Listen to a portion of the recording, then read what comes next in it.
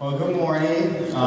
This morning I would like to share just some of the experience of the mission trip and kind of put the whole theme Awaken Orlando together and just kind of share what we did and how a lot of times this morning they shared their testimonies and some of the residents and the people we work with in the community share with our youth what it meant for them personally, for the youth to come and help them. But this morning I'm going to share a little bit about how my heart was awakened through the trip and some of the special things we did. First, we don't do this often, but I want John to stand up, Samantha, Vanessa, Sarah, Elaine, and John, that's it, right? I want you guys to give them a round of applause.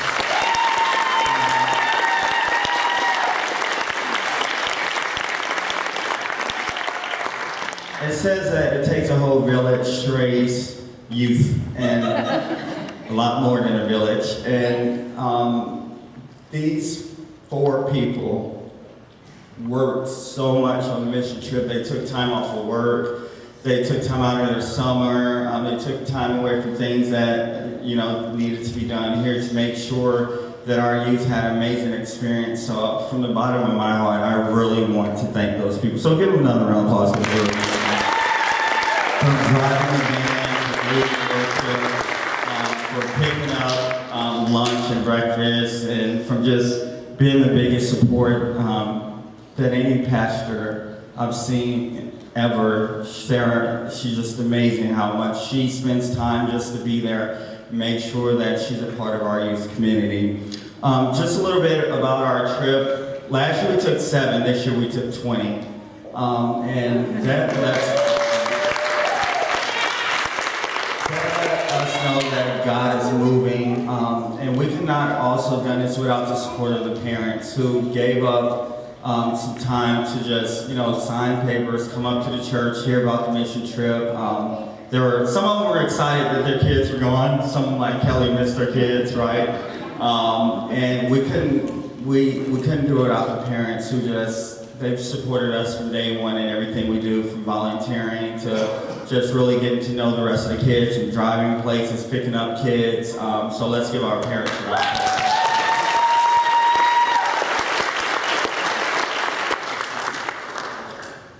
One of the reasons why we chose our theme, Awaken Orlando, we know that throughout our time here in the summer, there's been a couple of tragedies that happened right here in our backyard.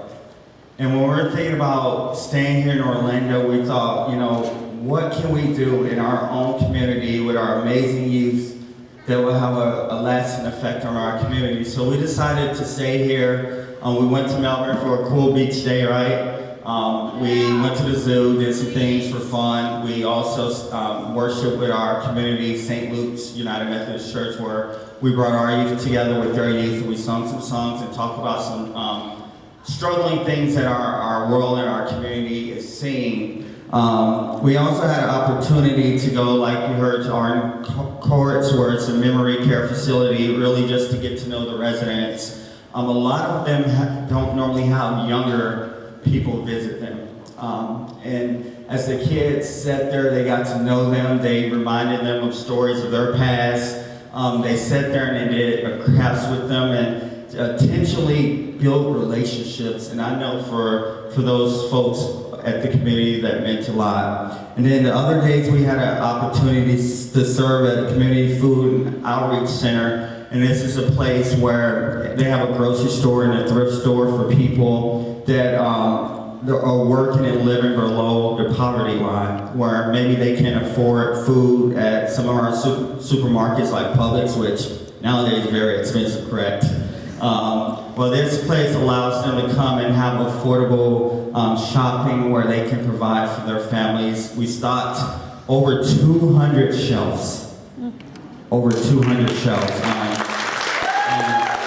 The kids, they had fun. They sung songs. They threw a couple of things on the shelf.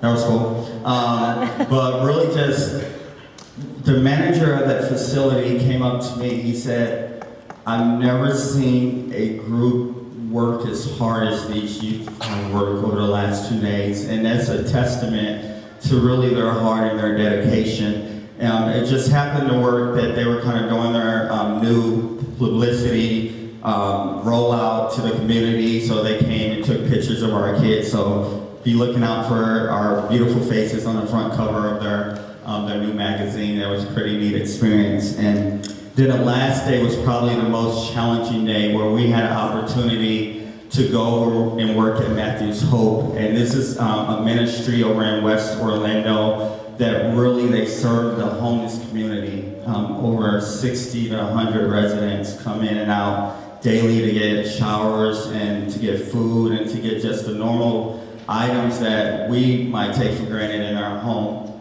And that was a pretty neat experience. And I think it had to be about 100 degrees that day, really hot. And these kids were in the garden planting things and just building things and plucking things. And I mean, I just looked out and they just were very excited about it.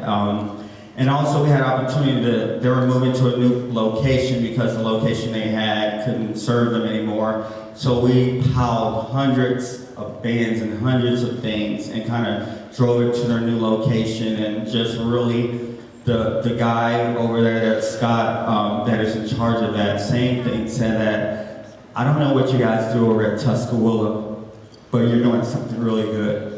And this was a burden on him because this was like one of those things where they had to move immediately, and to have 25 hands on deck to do, they said, what we did in a day would have took about a week and a half. So I just, once again, that's just amazing ministry by our kids. And so we kind of chose this Bible verse from Lazarus for a couple of purposes. And I just really quickly want to share three truths that we learned that week. The first thing that we learned, that God awakens us by calling us by name. Just like he told Lazarus, come out, get up. I have things for you to do. And that week, our children and our youth were open to that calling that God had in their life. Whether he said, Max, Owen, Carly, Ryan, Vanessa, John, Nicole, get up, come out. I have work for you guys to do. And see, when we're out in the community, sometimes we see these homeless people, we're like, oh, that's a homeless person, or that's an alcoholic, or that's this. And we call them by the names of the world. But God challenged us this week to use different names. We didn't see the people at the memory care facility by what they were struggling with, or the people that was in this homeless community by just being homeless. Our wonderful youth called them by name that week. And they said to each other, and I overheard them saying, that's a child of God. That's a child of God. That's a child of God. And in the same way, God has called us to do that. Call them by the name that he has given them. Amen? And then the second thing I want us to understand that happened to us that week was God awakens us by giving us a vision. And we talked about the story of how in devotion one day how God turned Saul to Paul, and he met Saul, and he gave Ananias a vision to give to Saul.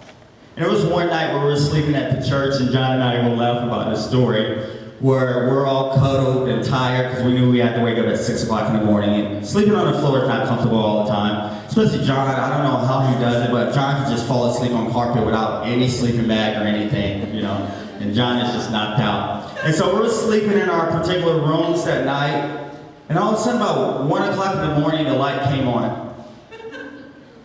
And I just kind of woke up and I'm like, I am not getting up to turn on that light. And so about 3 o'clock in the morning, I get up, I turn off the light. 3 o'clock in the morning, my eyes are waking, and then boom, the light comes back on. I'm like, why is this light coming on? And so the first thing I thought, someone's in the building. So I go in, I checked outside of the building, check the hallways, and I'm like, I guess no one's there. So I get up and I turn the light back off. boom, 5 o'clock in the morning, the light's back on. And I put 2 and 2 together. I was like, oh, and it comes on because of the motion. Duh. And so I'm kind of frustrated because I'm like, why aren't the kids getting up? Okay, well, I guess this is the job of a youth director. But at that moment, as I turn off the light for the last time, I'm going to admit that God spoke to me. See, it was up to that point where my family my wife and daughter went to Germany the whole summer, and I was kind of lackadaisical. I was like, I worked at Geneva, I did BBS, I missed my family, youth mission trip hanging out with 20 kids. We'll see how it goes.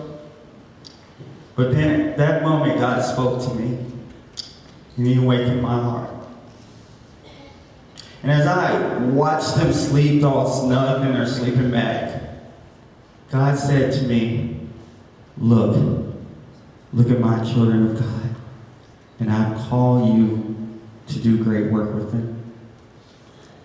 And from that point on, my whole mission trip experience changed.